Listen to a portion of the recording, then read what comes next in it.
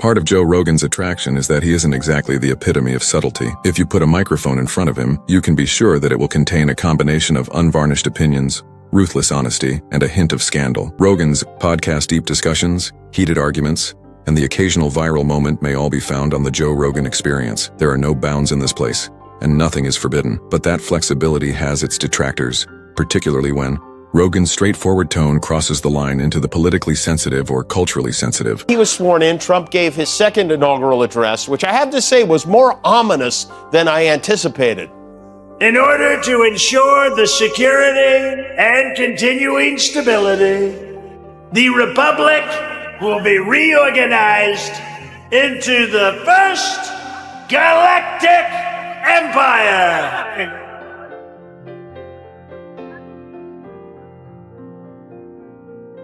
So this is how liberty dies.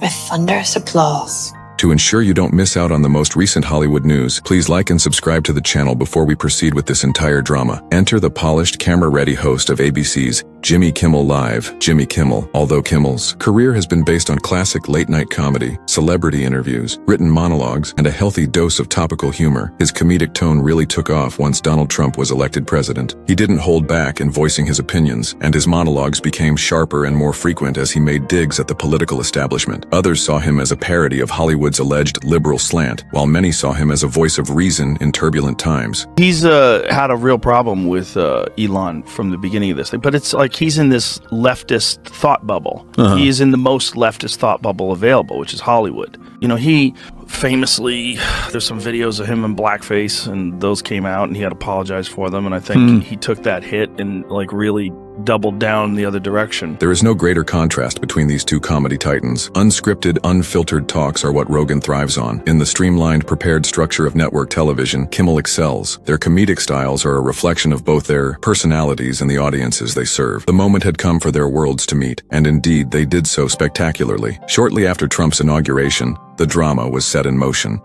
It was not an uplifting or even well-written speech. Trump said the golden age of America begins right now. Twice, he bragged about a landslide victory. That was in no way a landslide victory. Did he say America's dick line is over? Yeah, America's dick line is over. In fact, it's right over there.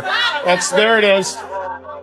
Later on, the dick line turns into a circle jerk, and that's when the fun starts to happen. During one of his podcast episodes, Rogan was jokingly commenting on current events, as he frequently does. Late-night television came up, particularly the barrage of anti-Trump rhetoric that seemed to pervade every monologue. Rogan then turned his attention to Kimmel. In true Rogan flair, he attacked what he saw to be the motivation behind Kimmel's jokes rather than merely criticizing them. Rogan claimed that rather than providing true comedy, Kimmel was caving in to his audience and going out of his way to get political favor. Listeners quickly sensed the weight of Rogan's comments, which conveyed frustration rather than just comedy. As expected, the internet blew up, with social media sites ablaze as both supporters and detractors hurried to analyze Rogan's comments. The ardent Rogan supporters were on one side, cheering his courage to criticize what they perceived to be Kimmel's phony, Hollywood-based humor. They commended Rogan for slicing through the clutter and providing what they perceived to be a more genuine viewpoint. Kimmel's supporters, on the other hand, contended that Kimmel was just carrying out his duties, and that late-night humor has always served as a platform for political commentary.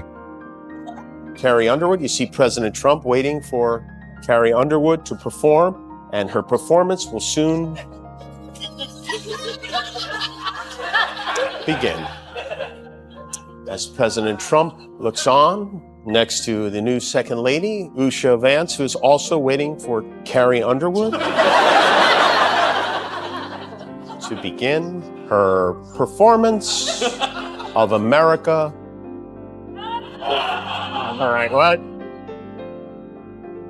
You know what? The hell with it. Let's get down to our new national anthem, YMCA. That is They saw Rogan's criticism as a needless cheap shot rather than a courageous stance. It became evident as the internet argument raged that this was about more than simply Rogan and Kimmel. Rather, it was a reflection of the wider cultural division that has started to characterize a lot of discussions in recent years. The clash involved more than just two comedians with disparate skills. It involved two political views, two humor philosophies, and, in many respects, two Americas. While Kimmel's fans, who frequently view late-night comedy as a form for speaking truth to power, found Rogan's criticism to be contemptuous and unduly pessimistic, Rogan's audience, often characterized as independent-minded, free-thinking, and skeptical of mainstream narratives, found Kimmel's brand of humor predictable and palatable. The fans weren't the only source of turmoil. Media sites reported on the feud, portraying it in headlines as a conflict between the polished, politically aware late-night host and the tough no-rules podcaster. Today also happens to be Martin Luther King Jr. Day of all days. And Donald Trump and Martin Luther King,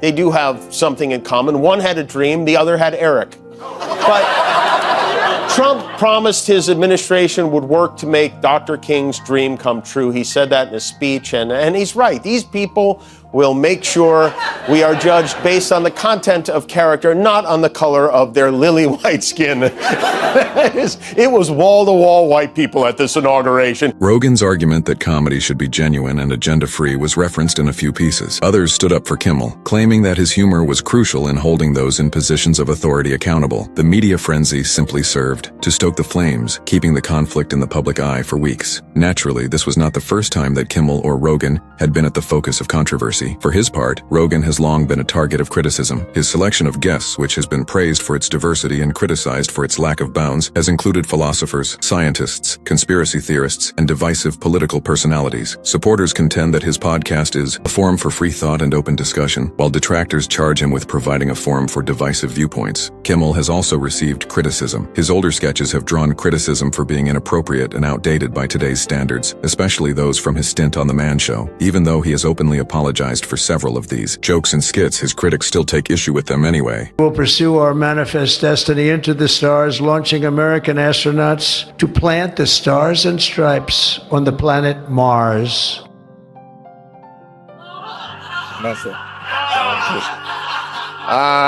Elon needs a change of pants. Another rocket just exploded on launch.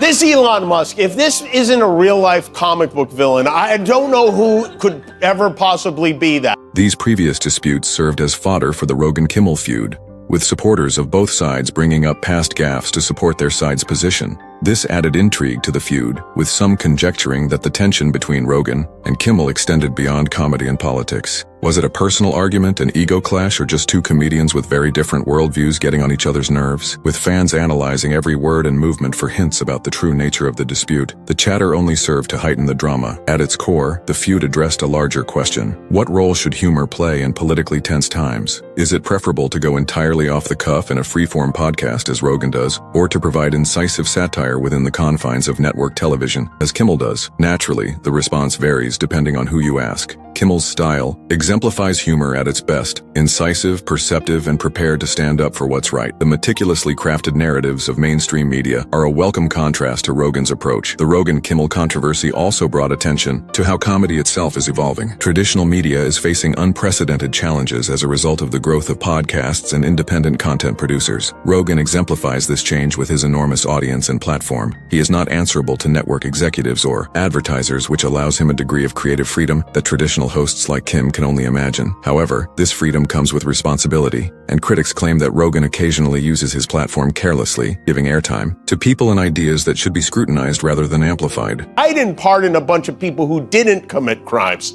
Trump pardoned a bunch who did. Biden's pardonees included Dr. Fauci, General Milley, Liz Cheney, members of his family, and Diddy, which was a surprise. I guess Uncle Joe loves a freak-off. I don't know, but